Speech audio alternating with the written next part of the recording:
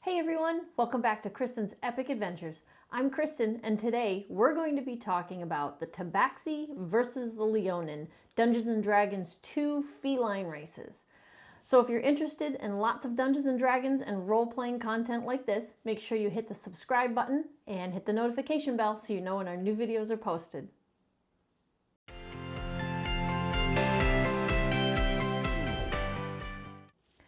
Welcome back, everybody. Today, we're going to compare the Tabaxi and the Leonin, Dungeons & Dragons 2 feline races that are playable characters for you.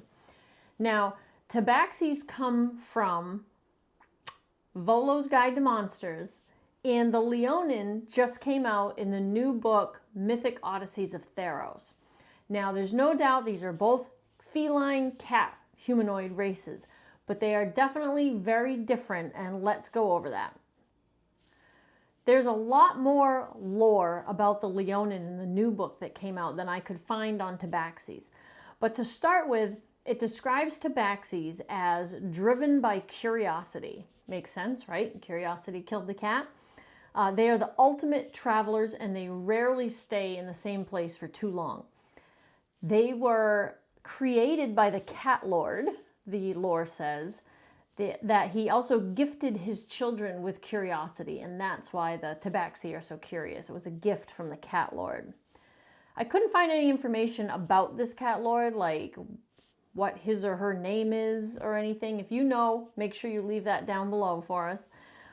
It also mentioned that the Tabaxi value knowledge and new experiences, and they just have this insatiable desire to find and inspect ancient relics, magical items, and other rare objects.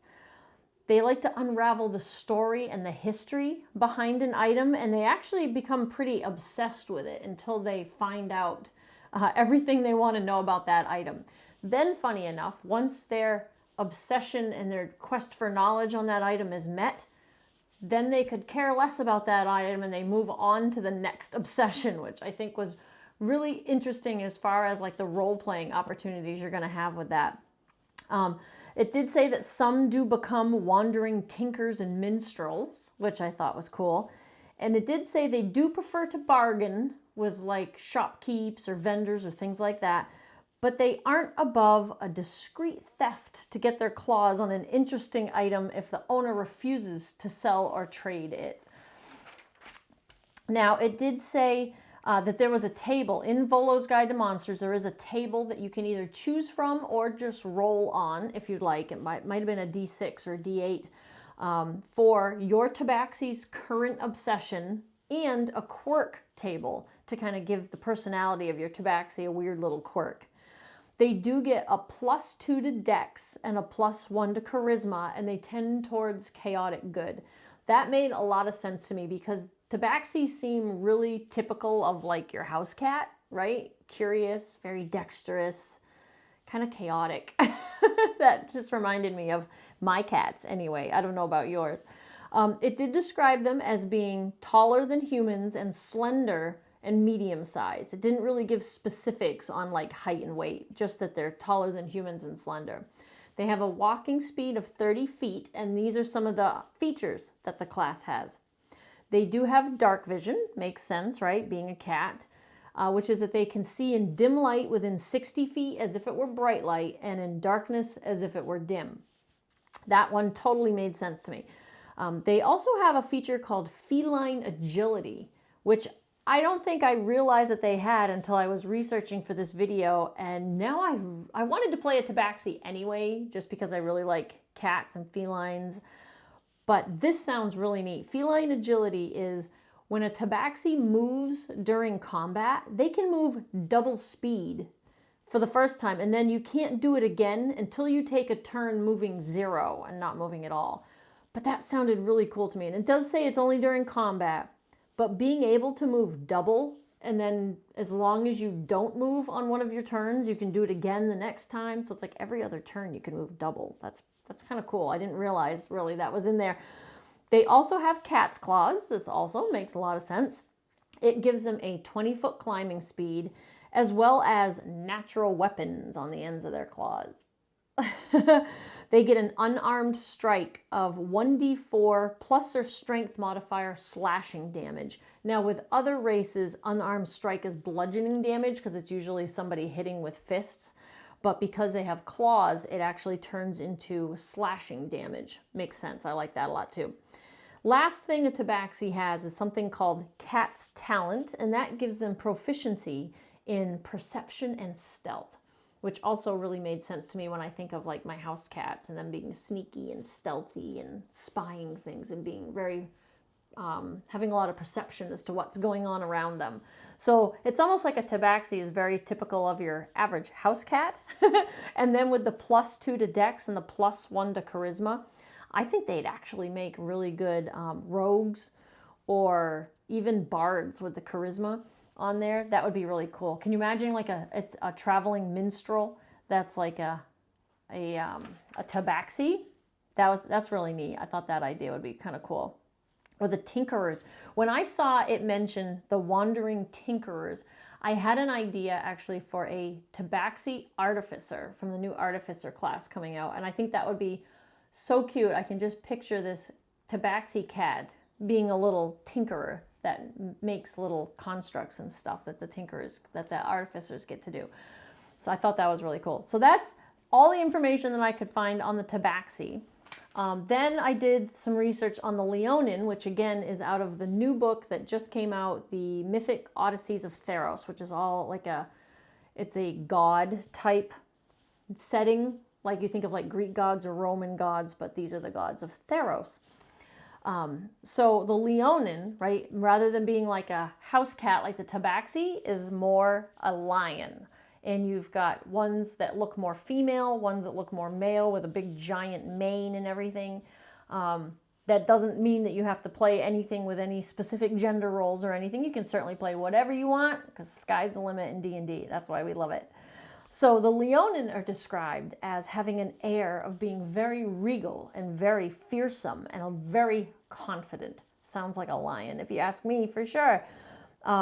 They move with a boldness that suggests their physical might. These are really big, powerful, strong lions. It says that they take pleasure in argument, wrestling, sparring, and battle, and they enjoy exercising their bodies as much as their minds, but yet they don't carry grudges. Thought that was pretty cool. Now, everything in Mythic Odyssey of Theros has to do with the gods, but the Leonin, it said, actually most of them reject the gods and they just see them as unworthy of adoration. There is a table in that book that you can choose from or roll on to get your Leonin's attitude towards the gods, which I thought was neat. They tend to rely on themselves and their prides, which I thought was kind of cool. So, I mean, obviously you think of lions in the wild live in prides, and the same is true of the Leonin. So there's a lot more lore about the Leonin in this book. So it mentioned that they come from the area of, I hope I say this right, Oreskos. That's what it looked like to me, Oreskos, which is a dry grasslands, which is nestled between two mountain ranges in Theros. They actually have councils of matriarchs. So it's a matriarchal society in the Pride. The matriarchs make the decisions for most of the prides, and it's often the oldest or most respected woman of the pride that becomes a matriarch. The prides typically occupy dens or mobile tent cities. I thought this was pretty interesting. Now, the dens, it said, are usually at the foot of the mountains, and they consist of small interconnected networks of underground chambers, and they're usually decorated with rich woven textiles, bone crafts, and clay and crystal pottery. This sounds like a really cool place to be hanging out, if you ask me. I think these dens sound really neat. It did say, though, that they are sun-loving people that do prefer being outside. So it said as long as the weather allowed it, you're most likely going to find them out in the sun. Now, every once in a while, they do go out on hunting expeditions, just like real lions. And they may move the pride out into a tent city while they're hunting. And it described these tent cities as brightly colored pavilions, which I thought sounded really neat too. A lot of really interesting world options there. It's also said that once a year a speaker is chosen, which is they take one of the monarchs from all the prides and select one to be the speaker for the year, and they represent all the prides collectively. It also did quickly mention that there were 3 different collections of prides with different tendencies. There are the Iron Manes, which don't recognize the authority of the speaker at all. And they tend to stain their fur with rust, which is why they're called Iron Manes, and then people can spot them pretty easily. It did say that these are often end up being fighters and rangers in the world. Again, you can make your Leonin anything you want and maybe come up with a cool backstory as to maybe why your Iron Mane is not a fighter or a ranger, but this is just kind of giving typically Leonins from these prides tend towards these classes is all they're giving. Then there are the Sun Guides. This sounds really cool to me. This is my favorite of the 3. The Sun Guides are mystical and knowledgeable and read messages in plant growth and animal migrations. They tend to become your druids, monks, rangers, and sorcerers. Okay? And then lastly, you have the Swift Claws. They're known for speed and efficiency. Their hunts are the shortest and most fruitful. They often share tales and study the lore of their people and often are storytellers and historians. It did say a lot of fighters and rogues are common, but also bards and wizards from the Swiftclaw prides. Now, as far as Leonin's stats, they get a Constitution +2, Strength +1, and lean towards lawful good. It did say they were about 6 to 7 feet tall and they're medium sized, and they have a walking speed of 35 feet. Now, as far as the rest of their abilities, they also have dark vision. They are felines, right? So they get the ability to see in dim light within 60 feet as if it were bright light and darkness as if it were dim. They also have claws, and it mentioned the unarmed strike being 1d4 slashing damage instead of bludgeoning. It did not mention anything, though, about climbing, the way the Tabaxi has a 20-foot climbing speed with their claws. I'm not sure if this is just because they're so large and, bulky that they don't climb as well. However, I would think, lions in the real world and in the wild climb trees all the time. So if I was DMing something with a Leonin or playing a Leonin, I would certainly assume that the claws would also give it a 20-foot climbing speed on something typical that can be climbed, like a tree or something. You wouldn't just be able to use your claws to climb up the smooth side of like a building or something. They also have a characteristic called Hunter's Instincts, and this allows them to choose one proficiency from athletics, intimidation, perception, or survival. I think those pretty much all make sense for a lion. And lastly, they have this really cool feature called Daunting Roar. It's a lion. It can roar, right? So as a bonus action, creatures that you choose within 10 feet have to make a wisdom save or be frightened until the end of your next turn. And that the DC for that wisdom save would be 8 plus your proficiency bonus plus your constitution modifier. And you can do that once per short or long rest. So there are definitely a lot of differences between a Tabaxi and a Leonin. Like I said, obviously a Leonin is like lions in the real world, whereas a Tabaxi is more like your house cat, right? The only 2 features that they have the same is both being felines. They both have dark vision and they both have claws for unarmed strikes and climbing. But other than that, they're like completely different. Personalities are different.